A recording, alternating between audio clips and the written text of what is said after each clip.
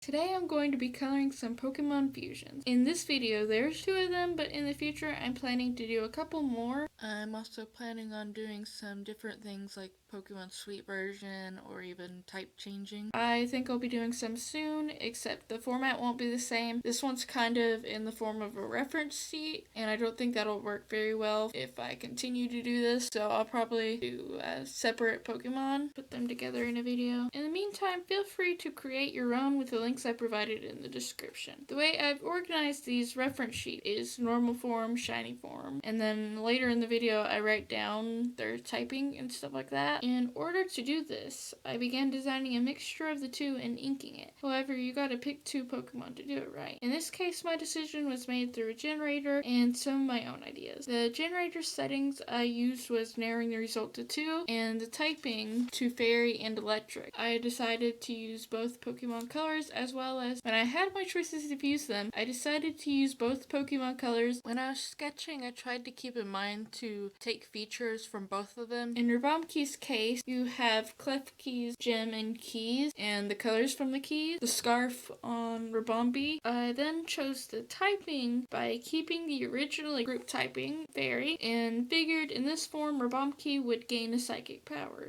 It was a similar process, except I decided Flix would be a dark type. It looks more like a Shinx, and Shinx has dark type abilities, which is probably not a good way to decide how to do it, but that's just how I did it. If fusing happened in the regular Pokemon world, I figured the mutation should be minimal. In the future, if I draw them again though, I think I would like to explore that, because they still have features from what they originally looked like, except they're mashed together. If features mutate and adapt in Alola, what about Pokemon fusion mutation? I just think in general that's a very interesting topic, which would be interesting to have another generation that exploits that, just like Alola did. I know they have Pokemon Uranium. They're basically mutations, mutated Pokemon from radioactive material and stuff like that. So overall, that concept is just very interesting when you consider that adaptability from Pokemon. In Alola, consider that Pokemon fusions worked by mutation and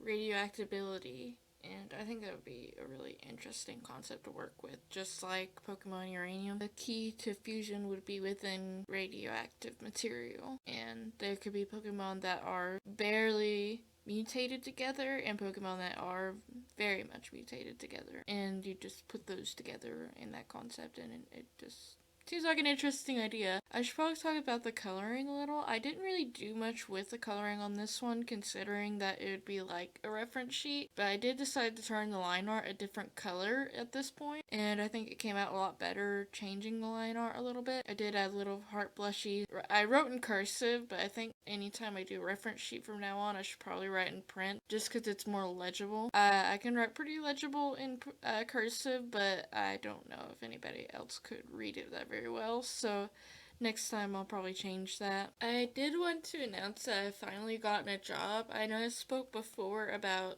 applying for jobs everywhere, but I finally got one. There's no need to worry about that anymore. I do want to make a living off my art, but I think for now it's just easier for me if I just have a job. It's an option right now, but maybe in the future it might be an option for me.